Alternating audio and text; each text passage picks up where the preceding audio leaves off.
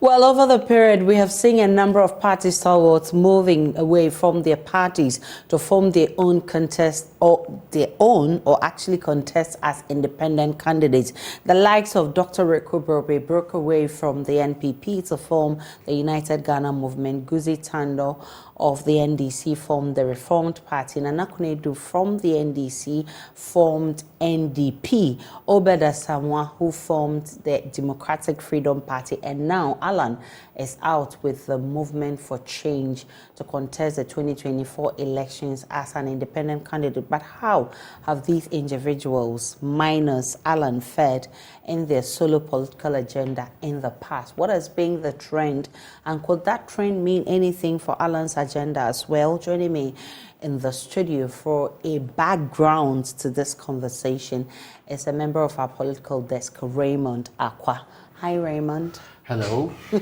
I've heard you talk about Alan moving away from the NPP, and you say, I mean, people shouldn't talk about whether he would, succeed as an independent candidate or not. But what he has done is actually to present a third force to Ghanaians. But let's look at the background to all of these. Let's start with Rekubrobe. He came out of the NPP to form the UGM. Yes, Dr. Charles Rebu, in fact, he became very popular. You know, he was a consultant to the PNDC on energy matters. Then he became very popular when he formed the Independent Media Corporation, which set up Radio I in 1994. At the time, there were not many independent radio stations across the country, and played an inspiring role in that grouping, the Alliance for Change. And you remember Alliance for Change, that's the Kumi Preko demonstrators, the leaders of it, a political pressure group, which obviously you know about. They opposed VAT anyway. So he formed the United Ghana Movement in 1996 after he resigned from the NPP and contested the 2000 elections. He got a little over 23,000 votes, which represents just 0.3% of that year's election. That 2000 year, yes, and that John Kufuor actually won. So that's the brief presidential ambition of Dr. Charles Rekubrobe. As of the time, there were lots of talks about whether or not he was spearheading a certain breakaway in a way that would reconnect. He is directly related to Victor Usu, and that this is a Victor Usu incarnate who certainly should be an MPP person moving on to actually form his party. But he thought the new movement was the best way to go when it comes to a new path for Ghana in a way. Obeda Samwa also, I mean, he's a very key figure. He was a key figure in the NDC. He also broke away to form his own party. Yes, but you know, in that same election of 2000, one other key person you should note is Guzi Tando, who had left the NDC first to form the National Reform Party. Definitely so. He got 78,000 votes, had 1.1% of that election. That was at least an improvement. Yes, up to 1% actually. So you talk about Dr. Obeda Samwa. Now in 2002, he replaced former President Rawlings as head of the NDC and moved on. I mean, in that election, he beat Alhaji Mahama Idrisu by just 2 votes. Now, in 2006, he lost his chairmanship position in the party. And you know what happened in 2006? There were a lot of complaints about how they were being treated and all of that. Then, not long after the defeat, he resigned from the NDC. Dr. Samoa was accused by his party members, of course, accused his party members and other political parties of stealing a huge sum of money from the coffers of the NDC, which he had reported from, his own bedroom. Remember that particular incident anyway. And let's move on to it. On August 28, 2006, he and other politicians, Beth Zidane and Co., moved out and formed and launched what is supposed to be the Democratic Freedom Party. He became a live patron. The presumption was that he was going to contest presidency, but he didn't do so. He became the live patron, and they chose a candidate called Emmanuel Ansentwi, who contested the 2008 elections. In that election, Emmanuel Ansentwi had 27,889 votes, representing just 0.33% of that particular presidential election results. And you see one thing that ran through all these people, they say that they've not been treated well by their parties. Yeah. Look at Nana Akufo-Addo Rawlings, who came out of the NDC to form the NDP. And even though her husband was still the founder of the party, interesting phenomenon. Yes, and the understanding that you remember the Fonka Games, right? Definitely. That was a seminal point in that time. Yeah. And at the time, I think political parties in Ghana have had a theory that if we lean towards a certain candidate or a certain direction, it's majority of the vote for that person or for that candidate, and the rest can actually be. And internal party elections sometimes are not so democratic, even though our law says that it should be conducted in a democratic manner. So the understanding is that they would have followed some of these tenets. Of course, she had a long list of complaints, talking about how when she was there, many of these people were not there, talking about how her, what they call it, 31st December Women Days were very important, and the things she did with former President Rawlings, which was key to the party's future. At that time, the fear was that this is a woman that is very much close to or married to the founder of the party. So if she's able to pull the founder away into a new reform party, the NDC would disintegrate and be, because Rawlings was NDC. Rawlings is live patron and also founder of the party. Remember, that had to be changed along the line so that founding members could be, because the laws of the country rarely allowed a list of people to be founders, not an individual. But the NDC kept it as a rule for their leader at the time. The thinking deeply was that she would make a lot of incursions. The results did not support that particular theory. Of course, she won just 0.16% of the vote cast in 2016. A very abysmal performance compared to the stature, theory, and thinking about how she was going to do in the election. And the fears about how the NDC was going to be decimated, mindful of her role and the people. There were even thoughts that she would take away all the cadres from the party, people who were adherents of Rawlings right from the revolutionary days. And I reserve Pakwesi Indom for the last, because I think the closest we've come has been with Pakwesi Indom, with the PPP. And even that, the first time they didn't work, but the second time in the last two elections, I mean, he made some inroads, and people thought that was the third force, but that was not to be. Now, in December 2007, Indom was nominated CPP flag bearer to contest the 2008 presidential elections. He lost the elections. He got less than 1% of the vote anyway. Then they joined the CPP's party election of 2011. I mean, there were others who reportedly supported Mr. Indom, including then chairman Ladi Nylander, but he lost to Samia Nkrumah. Then that was important, because having to choose between a man who was perhaps your brightest star and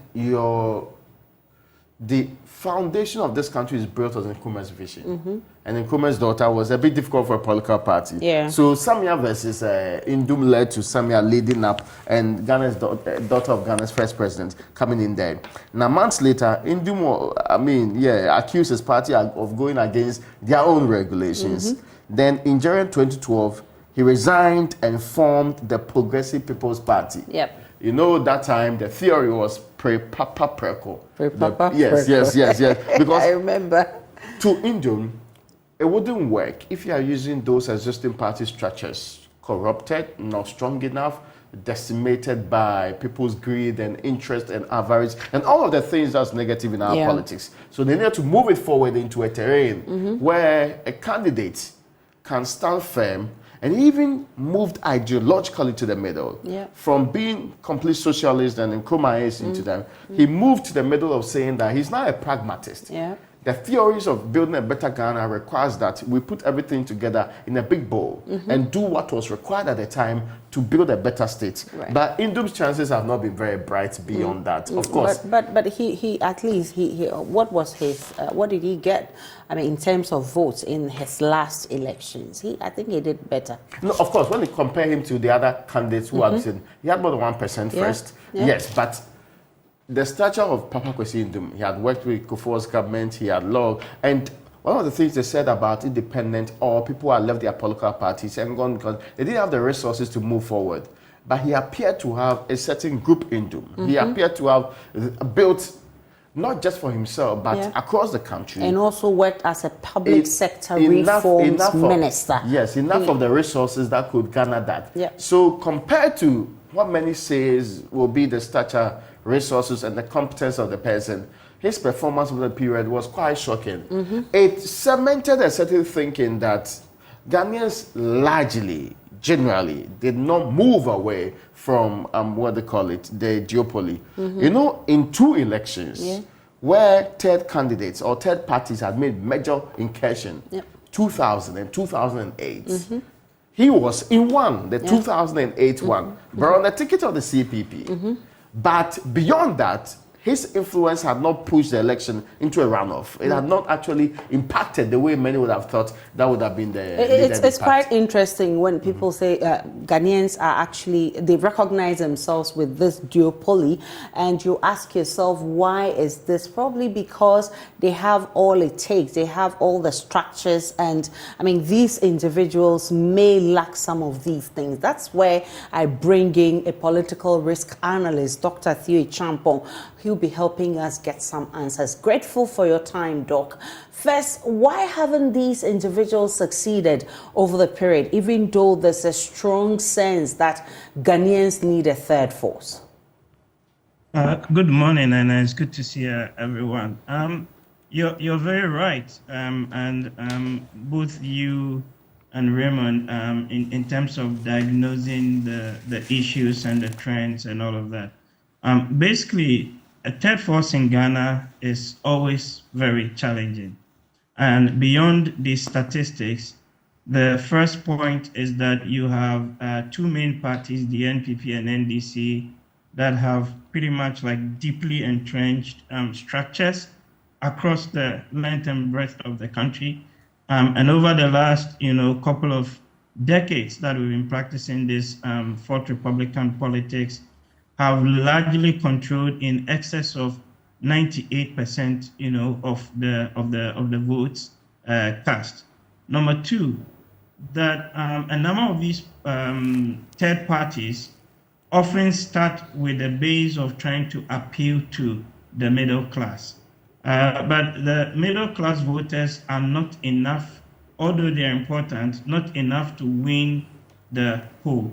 So unless the idea is to push the election into a second round, and in that case, the third party becomes like a kingmaker, it's practically impossible for a third party to win an election in Ghana. However disenchanted we've become with, the economy and cost of living and corruption and all of that. The third factor also is the issue of, trust, or call it credibility. So sometimes these third parties and individuals actually break away from an existing party. And there's this sort of perception also, really, that you either left it too late in terms of leaving the party, and certainly there's some of that sentiment in the case of Alan Chemartin, or you should have stayed and reformed the party from within. And then beyond that, there's the question of what do these individuals actually bring to the table in terms of their public life, what they've done, ideas, policies, and you name it. And you see that often the ideas, policies are not lacking, but the other factors that I've highlighted, which tends to, hold much more sway. What then is the strategy for such individuals or those seeking to run independent to be successful in the midst of this duopoly?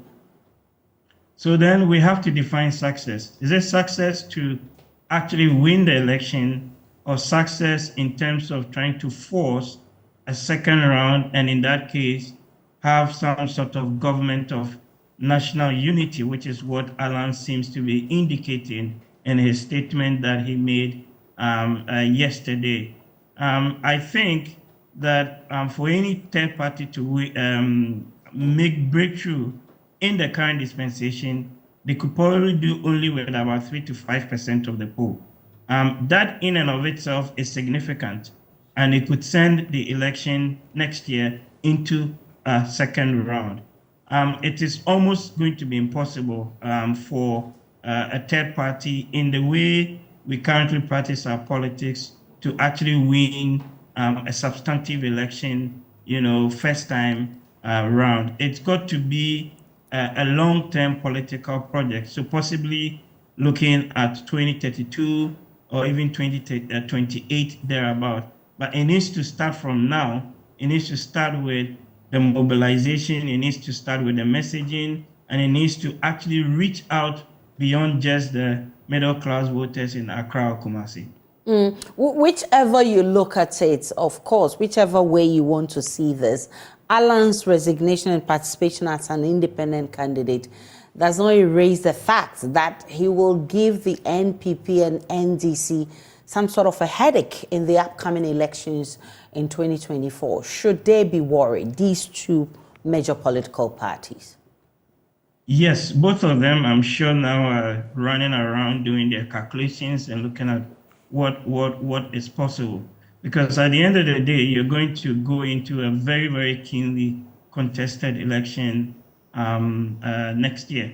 And in Alan's statement, it talks about forming or pushing for some sort of government of national unity in that regard.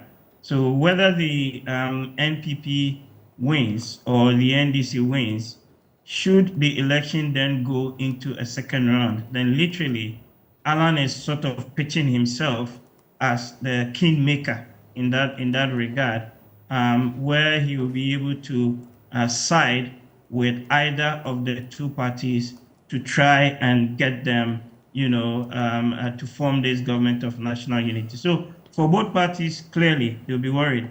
But I also think that actually could be beneficial for Ghana in the long run, because we've been talking about the duopoly, NPP, NDC, and the excessive partisanship that has, almost corrupted the political fabric of this country. So to the extent that another party comes in and is able to pitch for some appointments and things like that, that broadly represents, the collective national aspiration of Ghanaians and not just some select few political class, that could actually usher in my view, a new form of democratic dispensation going forward. Dr. Theo Champo, I'm grateful for your time. He's a political risk analyst, and what I take from his submission, he says it could be a lose or a loss for both political parties, the major political parties, but could be a win for Ghanaians. But let's look at this scenario, Raymond. And unlike what happened in Parliament, where the second deputy speaker broke away, stood as an independent party, independent candidate, and then when it became difficult, he decided to align himself with the NPP. Do you see, listening to Dr. Chie Champong, that, what Alan can do actually is to push the elections into a second run or into a runoff? And if that happens, do you see Alan aligning with any of these parties, especially listening to how bitter he looked yesterday when he was resigning? Mr. Chairman, talked about his role in the NPP and that he still believed in the vision of the founding fathers of the party. And I am thinking of how he would posture himself going into the future. So if he aligns with any other political parties next, he would have lost that role that he's pitching himself to be, a different candidate. A candidate who's not marred by the current political space that we find ourselves. A candidate who's not bought into monocracy. A candidate who's not into politics that's hijacked by a few. If he goes into that form of arrangement, he jeopardizes that kind of belief he wants the young people who are the majority of the voters going to the next election to have in him. So it will be in his interest to position himself as somebody who is independent of the captured political space that the NPP and the NDC have represented for some time now, and the structures that they put into the election. He would have a tough choice to do, but the reality really cannot be that he can just go into an election saying, I'm not part of that rot that's currently happening. And yet later on throw his weight behind the same rot he's talking about. That is what's going to be possible. As to whether or not the change is what is required, if tomorrow he perceives the NDC as the option, then the questions will be, were your ideas always in sync with that of the NDC? Is it an uneasy bedfellow kind of relationship that you're having with them in the immediate? I think he will stand still and be independent of them. I think he is starting something in a more meaningful way. That if he's able to get the likes of Papa Kwesi Ndume and Uncle, those who have equally ventured in a similar direction, including the likes of Sam Ankara and Co, who believe that an independent candidate should be the way forward. A bigger, broader base may be built. Perhaps not for this election. And like Peter Obi showed in the Nigerian election, regardless of the time frame you have to go into the election, if people believe that you are giving them something refreshing after an abysmal performance and after a situation which seems hopeless, you may ride on that. But going into the future, it's the systems you build. It is the posturing, the integrity you maintain. Not one that is sold on a silver platter merely because you go and engage a political party that's winning and say, okay, I will support you to win the election. Then you give me something in the making. Except that Peter Obi's situation is quite different.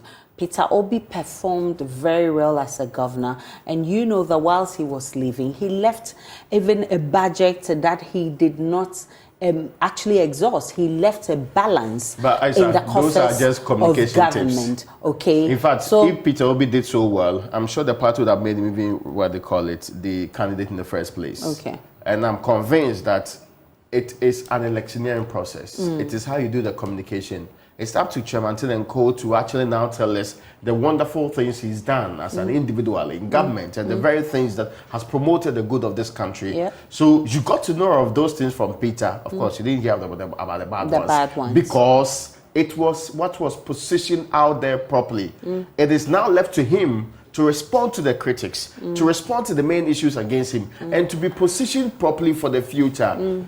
Let's not get it wrong. This is Ghana. We are positioned candidates as saviors to our economy. We are positioned candidates as the most distinguished of our fellows. In fact, we have told people that when others were buying lands, some candidates did not even touch those lands. They have lived in their father's house and have been so like that for a very long time. We have positioned candidates as incompetent, and it got to the people.